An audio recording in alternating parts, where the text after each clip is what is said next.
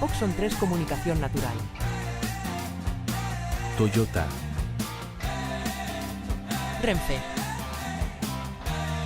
Nuevo Espacio Elite. San Miguel. Coca-Cola. Universidad de Oviedo. El Ayuntamiento de Gijón y el Gobierno del Principado de Asturias. Patrocinan la 38ª edición de la Semana Negra. Buenas tardes, esto es un continuo, un no parar, o sea que vamos a seguir con la sesión de ahora. Buenas tardes, gracias. Luego presentaré a quienes de verdad tienen cosas que contar en la mesa. Tenemos 25 minutos, vamos a intentar aprovecharlos para recordar, sobre todo recordar un asunto que para las y los socialistas es un asunto de enorme importancia, que tiene que ver con cómo actúa la cultura en el territorio. Allá por los 80, cuando gobernaba en esta ciudad, el alcalde de esta ciudad se llamaba José Manuel Palacio, se comenzó a trabajar desde dos servicios, la Universidad Popular y la Fundación de Cultura, en un proyecto de ciudad, en un proyecto de servicios culturales en la ciudad. En ese proyecto, el eje de la actuación en el territorio eran lo que entonces eran los centros culturales, que después, en un proceso del que creo que Marcelino Santi hablará un momento después, después se convirtieron en centros integrales, en centros municipales de servicios, pero que tenían un objetivo principal, que era crear en cada uno de los barrios de la ciudad un espacio de convivencia, de conversación, de diálogo y de participación. Esos espacios tenían una función que se cumplía con una serie de servicios, desde la Universidad Popular, que estaba presente en todos ellos, una biblioteca pública, un teatro, salón de actos, dependía mucho de las condiciones, y el primero de todos esos centros fue el Ateneo de la Calzada. La presencia aquí de Carlos Arias, el presidente de la Asociación de Vecinos, tiene que ver mucho con la importancia que tuvo ese centro, el Ateneo de la Calzada, que, como la gente mayor del lugar sabe, fue históricamente el centro, la extensión del Ateneo Obrero de Gijón históricamente en la Calzada, y que tuvo vida propia antes de la Guerra Civil, y que posteriormente, en los años 80, se recuperó como un centro municipal. Bueno, pues resulta que en 2022 el Ayuntamiento de Gijón aprobó un documento que se llama la Agenda Urbana de Gijón. La Agenda Urbana de Gijón es un documento en el que, entre otros muchos materiales, figura un acuerdo específico, que es el acuerdo sobre el que hoy íbamos un poco, a partir del que hoy íbamos un poco a comentar en esta sesión la situación de esos centros. Ese acuerdo lo que se plantea es que un proyecto estratégico de ciudad es el de revisar el funcionamiento de centros cuyo mecanismo de funcionamiento, la última transformación ocurrió hace casi 20 años. Y por tanto, la cultura, las prácticas culturales, las prácticas de conversación y de diálogo, de cercanía, han ido desapareciendo o han ido cambiando las prácticas de la gente, y por tanto los centros tienen que revisar profundamente su estructura. De ese acuerdo nada se sabe. Casi 2 años después del acuerdo de pleno no ha habido ninguna novedad relevante al respecto, y en ese acuerdo lo que se planteaba era un mecanismo para revisar a fondo, con participación ciudadana, cómo tenían que ser los actuales y los futuros centros municipales. La vida de la ciudad no para. En la ciudad han aparecido barrios nuevos que ya no tienen equipamientos ni culturales ni sociales de servicio para la ciudadanía, y por tanto era un buen momento para hacerlo.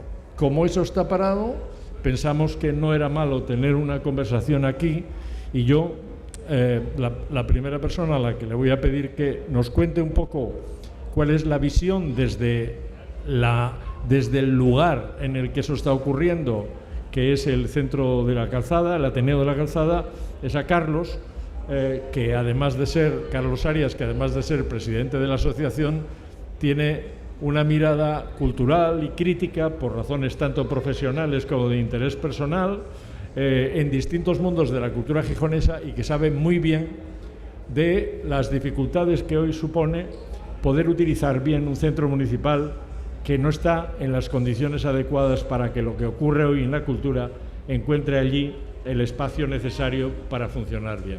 Gracias, Carlos. ¿Se me escucha mejor? Sí. Bueno, lo que necesitan los centros, por ejemplo, el centro de la Calzada, que ha cumplido con creces una labor muy importante durante décadas y que se ha convertido en una referencia para toda la gente del barrio, es un nuevo impulso, ¿no? Son necesarias estructuras quizás más flexibles, que puedan adaptarse y que puedan pivotar con facilidad en un mundo que cambia a una velocidad enorme. A veces yo reconozco que institucionalmente esto cuesta, ¿no? Cuesta esto, que estén sometidas a una autoevaluación y que también promuevan la escucha, ¿no? Que estén en constante evolución al paso que evoluciona la sociedad, ¿no? Espacios también simplemente de encuentro, de tolerancia, espacios seguros, también lejos a veces de la toxicidad que tienen las redes sociales, ¿no? Espacios desde luego donde la gente pueda acudir, informarse, lejos del mundo fake, donde de una manera fácil pueda acceder a todas las prestaciones sociales, a toda la información social. Espacios también de integración, espacios donde estamos recibiendo un montón de gente que viene de fuera, de otra cultura. Es también importante que en estos sitios tengan su espacio. Son espacios de encuentro de personas, pero también de cultura, ¿no?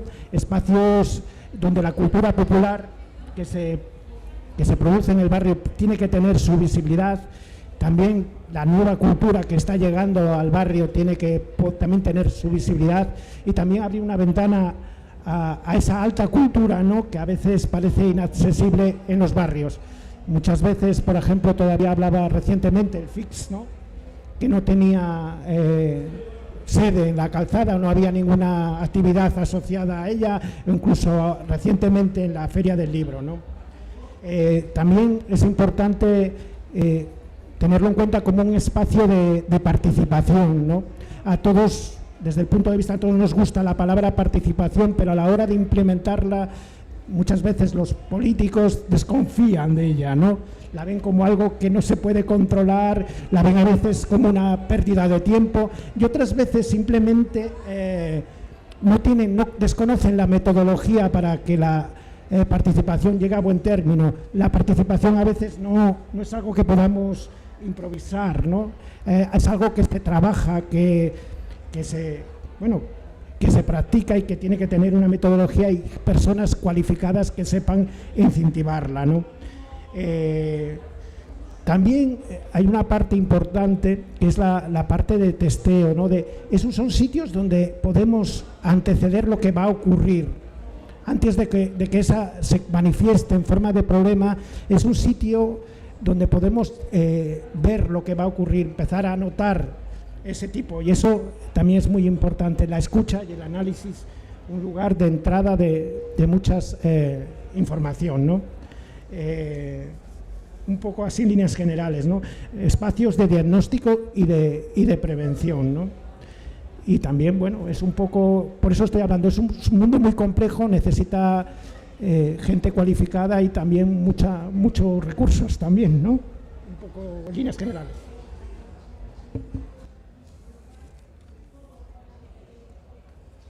Ahora sí. Bueno, antes no me presenté, yo me llamo Jorge Fernández León y aparte de ser secretario de comunicación de la Agrupación Socialista de Gijón, fui el primer director de la Fundación Municipal de Cultura y me tocó, junto con Santi, que estaba al lado,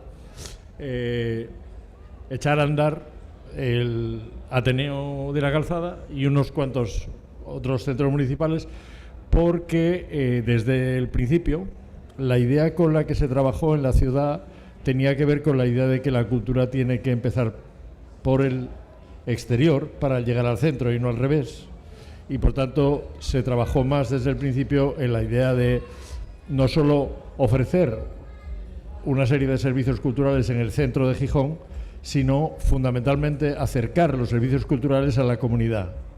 Ese acercamiento a los servicios culturales comenzó con la Universidad Popular, que es el primer servicio público de cultura que se crea en Gijón y que, por suerte, sigue vivo y funcionando a buen rendimiento, pero que en un momento determinado empezó a reclamar sus propios espacios en los centros municipales, espacios que no solo eran aulas tradicionales, sino otro tipo de cuestiones, y que han ido generando formas de práctica cultural, incluso de producción cultural, que algunas se han convertido en relevantes. Ha salido gente como creadoras y creadores de muchos de esos espacios.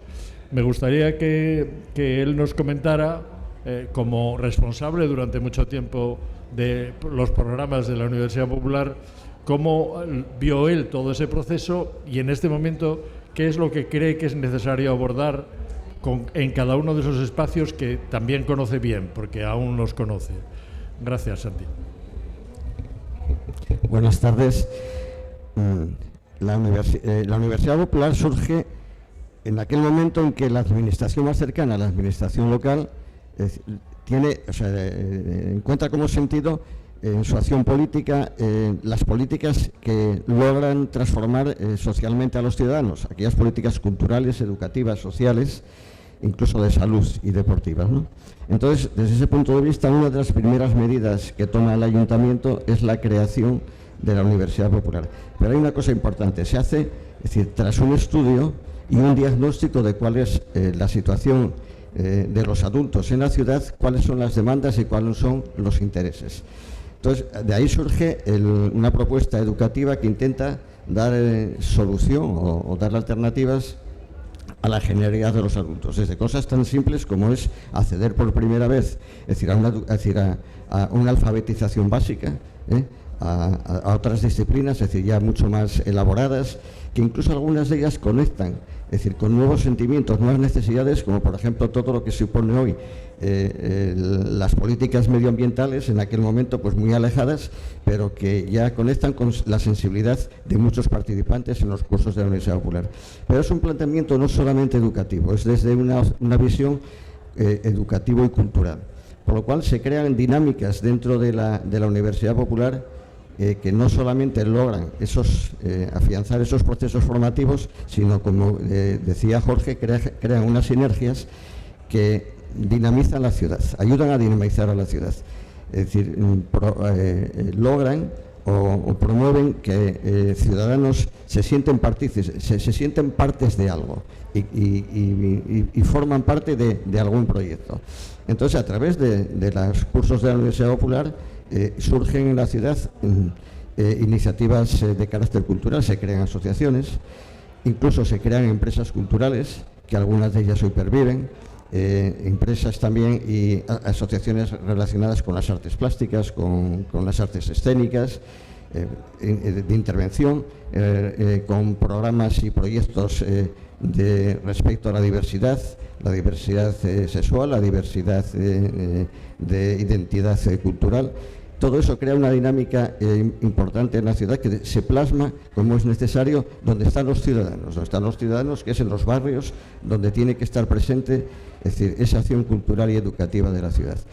Esto, durante un periodo, tiene un asentamiento en la ciudad y en el año, como os decía Jorge, hace unos 20 años, se lanza un proyecto intermunicipal, es decir, que es la Fundación Caleidos, donde participa el Ayuntamiento de Gijón, y muy brevemente leo cómo define la Fundación Caleidos los centros de proximidad.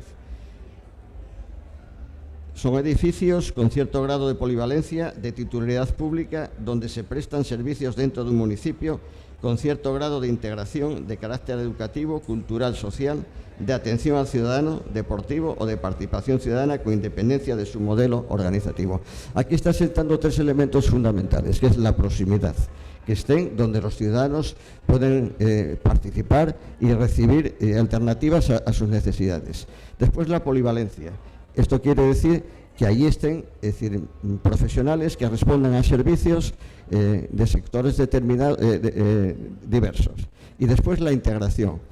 Y la integración, ahí hay una doble interpretación. Por un lado, la integración física, es decir, que estén juntos, que estén presentes, pero también la integración en cuanto a resolver conjuntamente o dar conjuntamente alternativas a problemas existentes en el territorio.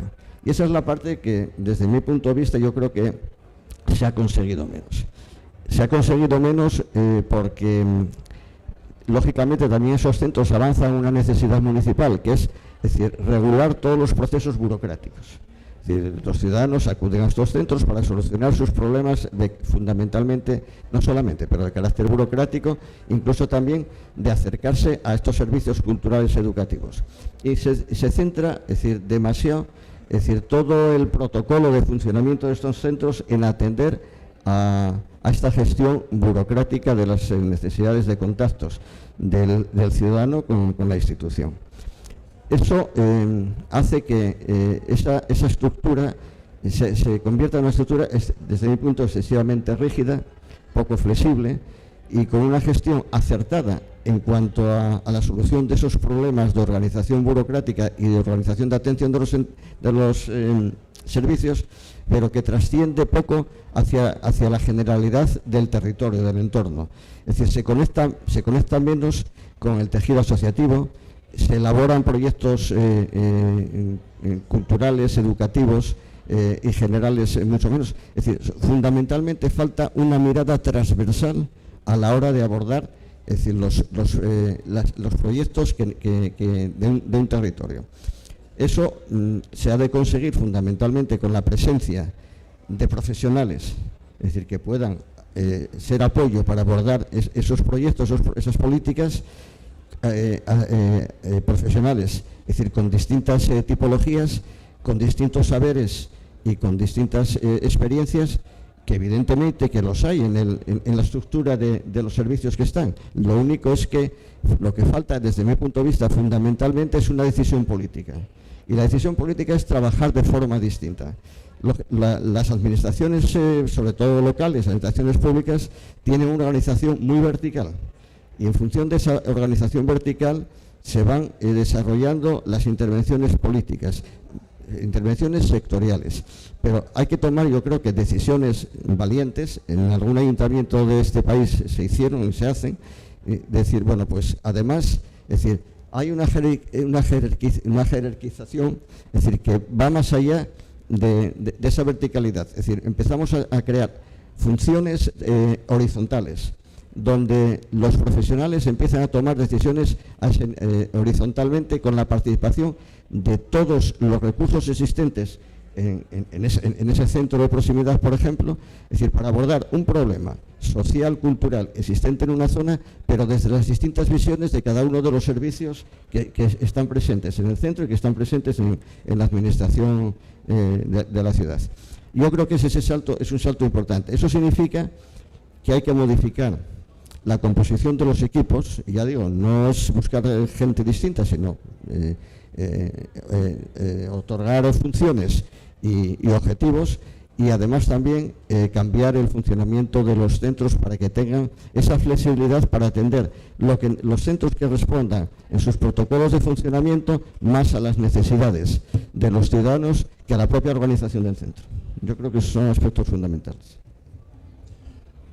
Gracias, Santi. Antes de darle la palabra a Beatriz Cerezo, que ha pasado por muchas tareas en el ayuntamiento, ahora en tareas, de nuevo en tareas de juventud, pero que ha tenido otras muchas responsabilidades y que conoce también por esas responsabilidades los centros y su situación, voy a leerles muy rápidamente las dos cuestiones que tienen que ver con el acuerdo del Pleno, porque son relevantes a la hora de entender de lo que estamos hablando. La primera tiene que ver con cuáles eran los objetivos del acuerdo del Pleno que está inscrito en esa agenda urbana, ¿no? Los objetivos eran dos. Como cuenta Santi, democratizar el uso de los centros actualmente denominados municipales y convertir los centros en referentes de la articulación de los procesos de participación ciudadana. Pero sin miedo al número, se proponían para hacer eso 13 actuaciones, y las resumo solo en titulares. La primera actuación era generar un equipo muy grande de trabajo de preparación de todo el proceso. La segunda era elaborar un mapa sobre espacios urbanos y rurales disponibles para su uso como centros y para la nueva red de centros. La tercera era un estudio de buenas prácticas nacionales e internacionales con centros de ciudadanía parecidos. La cuarta era un nuevo diseño de espacios más amigables que los actuales y, por tanto, afrontar una transformación material de los espacios. La quinta era los perfiles de los profesionales que trabajan en esos centros, definirlos y primando fundamentalmente la flexibilidad y la adaptación a las tareas con perfiles orientados a comunicación, dinamización y trabajo en red. La sexta tarea era cambiar las fórmulas de uso de los espacios, flexibilizando horarios, cambiando metodologías de participación, accesibilidad y potenciar usos intergeneracionales e interculturales. Era importante que los centros, como pasa con el Ateneo de la Calzada, se convirtieran en edificios simbólicos para la comunidad. Era fundamental que el centro se integrara en el entorno material urbano en el que está, algunos lo están difícilmente. Era necesario trabajar en red, era necesario crear nuevas fórmulas de gestión que incluyera posibilidades de gestión, de participación de asociaciones y organizaciones en la gestión de esos centros. Y, por terminar, generaba también la idea del debate de cómo tienen que llamarse esos centros en el futuro. Si tienen que seguir llamándose centros municipales o, por el contrario, cada centro tiene que buscar su propia definición para integrarse mejor en el territorio. Es decir, dejar de ser un edificio más administrativo que otra cosa para convertirse en otro tipo de espacio. Como Beatriz ha tenido toda la experiencia de cruzar por todas esas tareas y además en el momento en que se aprueba este acuerdo era una responsable municipal de una tarea fundamental como es la propia organización de los servicios, sí me gustaría conocer un poco su opinión sobre el estado de los centros y sobre este proceso y la importancia de intentar revitalizar este proceso de debate. Bueno, muy buenas tardes. Se me oye, sí. Gracias, Jorge.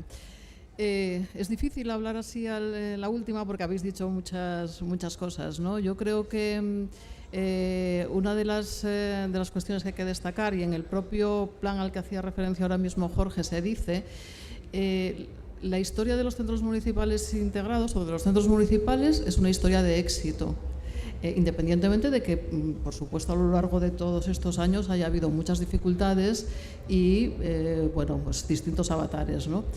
Pero es verdad que aunque todos los, bueno, prácticamente todos los municipios con los ayuntamientos democráticos hicieron esfuerzos en la revitalización de las ciudades, lo que distingue a Gijón y eso que siempre decíamos, de lo que estábamos muy orgullosos, es que desde el primer momento Gijón apostó por intervenir en los barrios. Porque está muy bien tener un centro con muchos recursos y con muchos servicios y muy bonito, pero fundamental, la prioridad fue convertir a los barrios en lugares donde no solo vives, duermes y haces la compra, sino también donde puedes hacer otro tipo de actividades. Yo creo que los centros integrados, claro, una historia tan larga, o los centros municipales, bueno, hay que decir que dentro de ese mismo documento de la Agenda 2030, ese documento sobre reformulación de los centros integrados está dentro y conectado con un plan integral de equipamientos municipales, no solo los centros integrados, porque por esto que decíamos ahora, ¿no? Porque en Gijón muy pocas ciudades pueden competir o medirse con Gijón cuando hablamos de equipamientos culturales, deportivos, sociales en toda la ciudad. Y ese volver a mirar todos esos equipamientos y cómo se coordinan entre ellos y cómo puedes establecer esas conexiones es fundamental ahora mismo, ¿no? Porque Santi hacía referencia a una cuestión, y es que, bueno, y tiene razón, yo estoy de acuerdo con él, ¿no? En que hubo un momento en el que digamos, los centros municipales perdieron un poco la conexión con el territorio. Hablabas también de los perfiles profesionales. Para mí es muy importante la reformulación de los perfiles profesionales, pero teniendo en cuenta que en todos los servicios que integran los centros municipales, estamos hablando de cultura, estamos hablando de servicios sociales, de deportes, de juventud, hay muchos profesionales con experiencia y con formación. Lo que ocurre es que yo creo que hay que redefinir las tareas y hay que recuperar determinados perfiles que en un momento sí que tuvimos, como por ejemplo los animadores socioculturales, que durante mucho tiempo hicieron esa labor de conexión entre los servicios municipales y la ciudadanía, tanto organizada como no organizada, y que ahora mismo no tienen presencia en los centros. Figuras de ese tipo son necesarias porque al final realmente yo creo que es que lo tenemos todo. Tenemos una red de equipamientos fantástica, con todos los problemas que pueda tener y con todas las necesidades que tenga de adecuar espacios, adecuar horarios, de medir más los servicios. Tenemos una ciudadanía muy activa, y si hablamos además de la calzada, sobremanera, no solo desde el punto de vista de entidades que están trabajando en el territorio, sino también de los propios ciudadanos que continuamente demandan no solo servicios, y alguno de vosotros hacía referencia a eso, de que realmente los centros es muy importante que se den servicios, pero no puede ser exclusivamente un sitio donde se dispensan servicios, un sitio administrativo. Y yo creo que además los profesionales sí que, y me incluyo, porque al fin y al cabo estoy en esas labores, sí que somos muy conscientes de eso, y de hecho en cada uno de los ámbitos, llámese bibliotecas, llámese servicios sociales, los profesionales trabajan con la comunidad, y yo creo que lo que falta es esa mirada por encima. Por supuesto, el impulso político y la definición de una estrategia clara de hacia dónde queremos llegar con todos esos servicios, que haga que ese trabajo que ya hacen los profesionales, cada uno en su campo, los de servicios sociales con las entidades sociales, los de cultura con las entidades culturales, se haga desde un punto de vista más integral. Y yo estoy absolutamente segura de que los profesionales están por esa labor. Les falta la definición de una estrategia y el impulso político, evidentemente, ¿no? de que eso se materialice.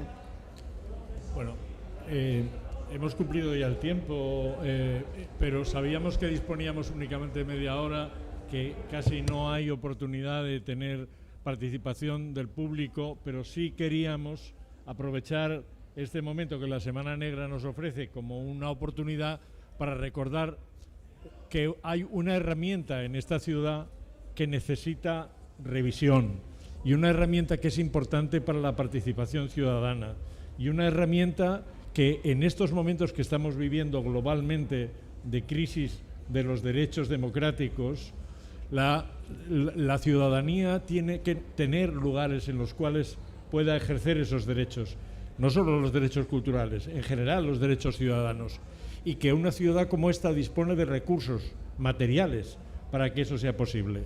Por eso es tan importante, y por eso agradeciéndoles enormemente su presencia y su paciencia, y disculpándonos porque hay otra intervención a continuación de la nuestra inmediatamente, queríamos animar a que en el futuro, sean unos u otros, este debate continúe, que no sea un debate que se termine en esta presentación, sino que tenga continuidad, porque para que en esta ciudad la vida democrática siga viva, los centros municipales tienen que cumplir un papel que, por desgracia, en este momento cada vez cumplen un poco menos. Muchas gracias. Oxon 3 Comunicación Natural. Toyota.